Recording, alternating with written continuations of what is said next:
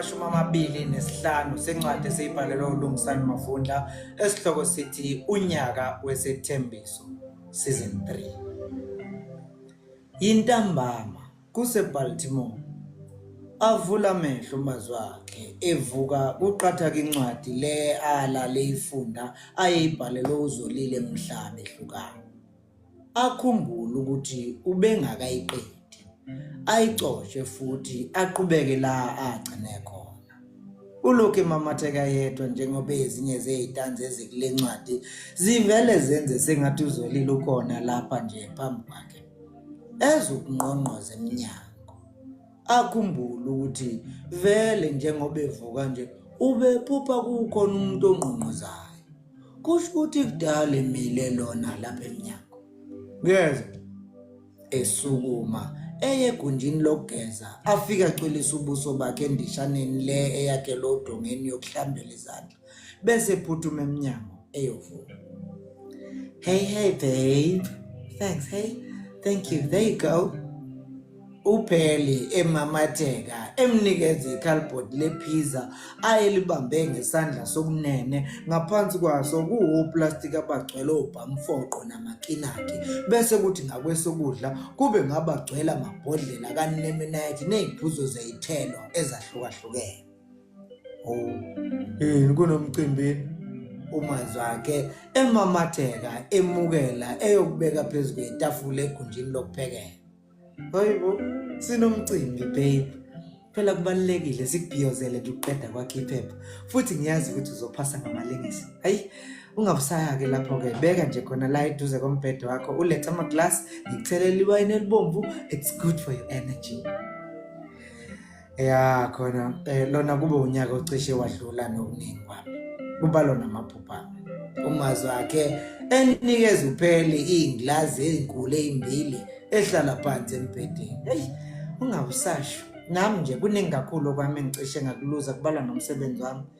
Uyazi njengoba ngikhuluma nawe nje izinsuku ze-leave yami sengiyisebenzise zonke. Ngaze ngangenelela na ku-unpaid leave. But what could I have done, Mazwaki?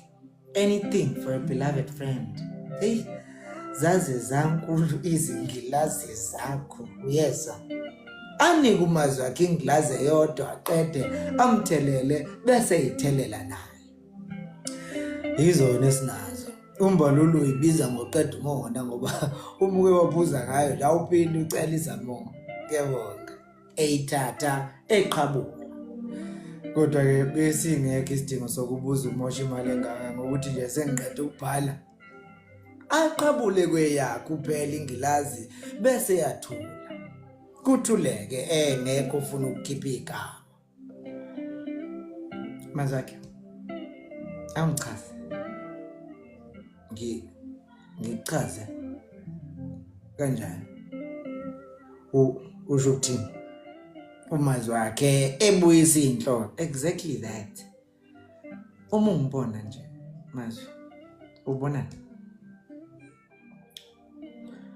Uma ngikubona ngibona owesifazana osemncane onentshisekelo.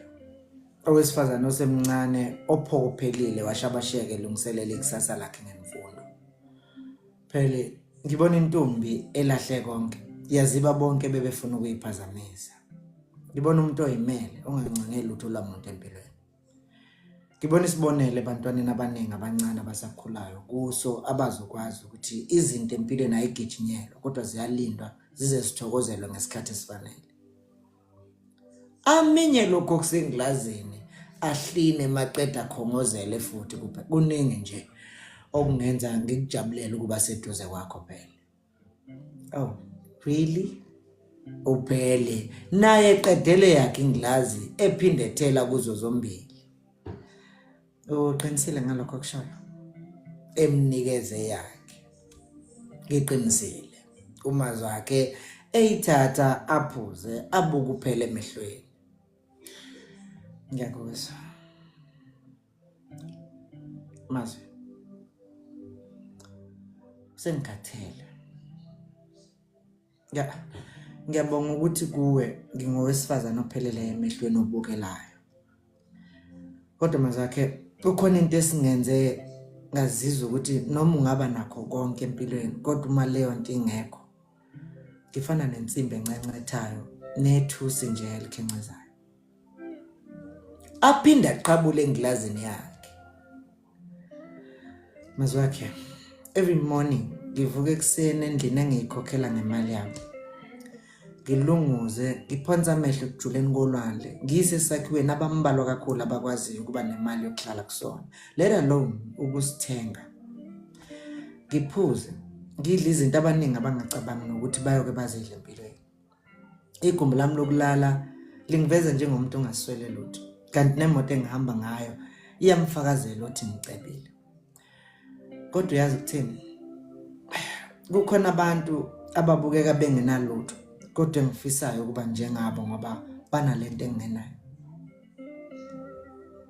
Ngilalele phela uMazwakhe ephinda naye eqhabule engilazini. Mazwakhe, ngizokonyuluka nje isifuba sami ngijikijele ibhola in your court and leave it to you to decide. Ngikhumbula ngiqala ukukubona esihlabathini solwandle eBeach uhamba wedwa. Ngangakaze ngibe uhlobo lwentombazane ephonsa kubafana mina, ngisho nganoma yiluphi uhlobo. Kodwa kukhona into eyangiholela kuwena, ize noma ngingekwazi ukuyiqagula ngoba ngisho kwamina iyangibhida. Izinga lami lomsebenzi lingithatha lingibeke esigabeni la kufuneka ngabe ngizibandakanya nabantu abakwi-level yami.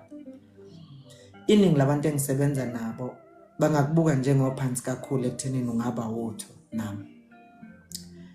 Kodwa mina ngikubona umkhulu ungehlula ngokuba nonakho engingenakho.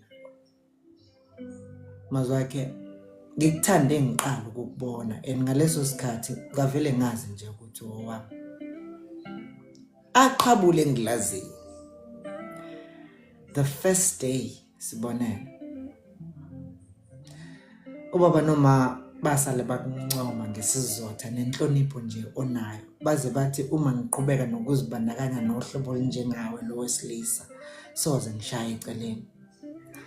Ngalelo langa ngalala ngijabule, ngincenga uNkulunkulu ukuba akulungiselele ukuthi ube owami. Guess what? Ngelanga wangitshela ngalo ukuthi unozolile okulinde ekhaya. Wavula umgodi enhlizweni yami nakalokhu osangibangela imnjunju. Asiqede isiphuzo sakhe. Athule nje uMazwakhe. Nawo unyaka sewuphela. And ngiyazi ukuthi ubuyele ekhaya la ozofika futhi uqhubeke la ugcine khona nesithando sakho uzolile. Mazwakhe, sengizamile ukulwa uthando lakho. Akuvume. Angikwazi ukuma, angikwazi nokuphikelela.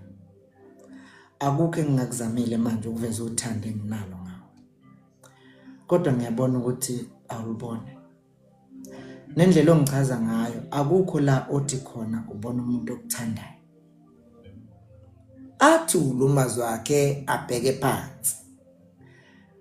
Mazwakhe, ungavuma yini uma ngingacela ukuhamba ngijubalale ngikushiye wedwa ukhululeke nozolile ngoba ngiyazi ukuthi ngisiphazamise ekuthandaneni kwenu.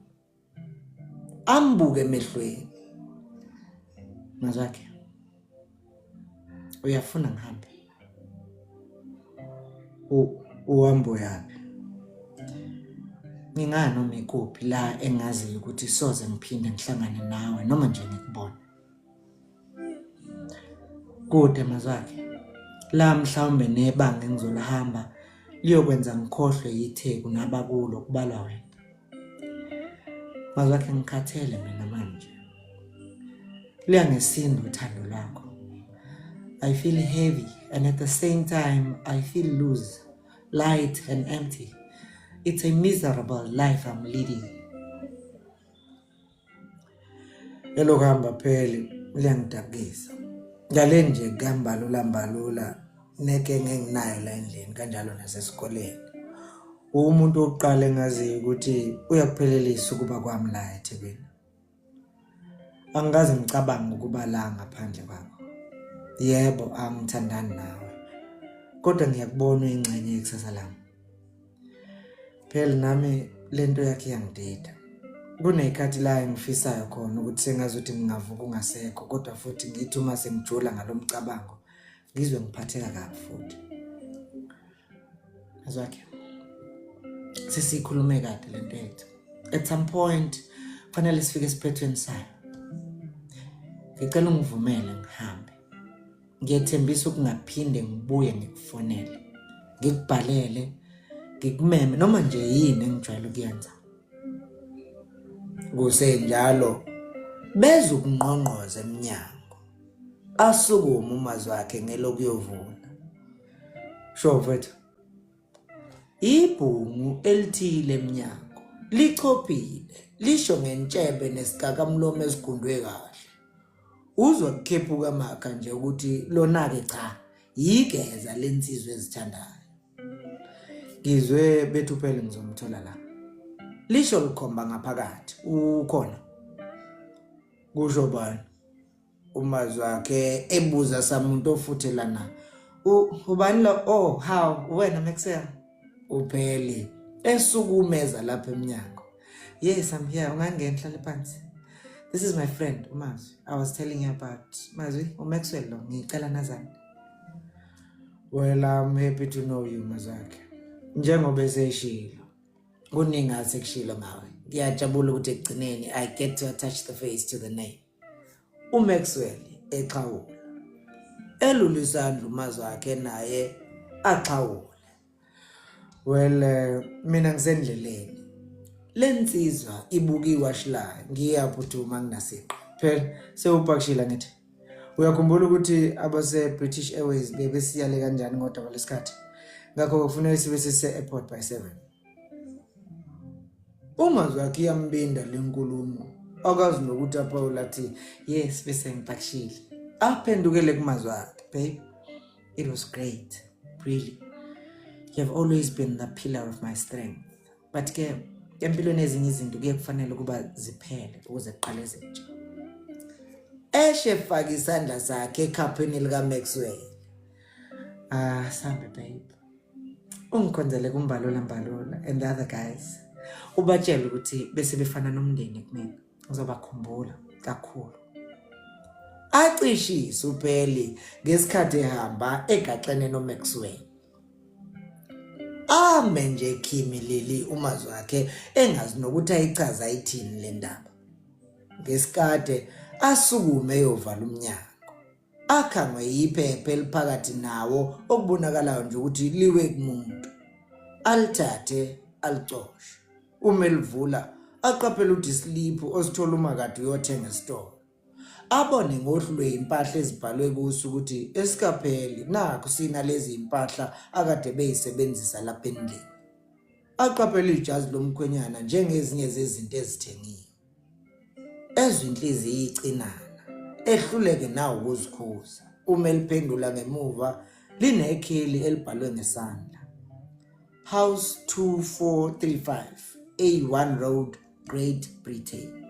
Kwase kuthi egcineni kombhalo kwaba inombolo yocingo ngezansi kwalo kwaba ngamagama athe ume wafunda athi kumdida athi P and M's destiny. M, you are forever mine and my everlasting love.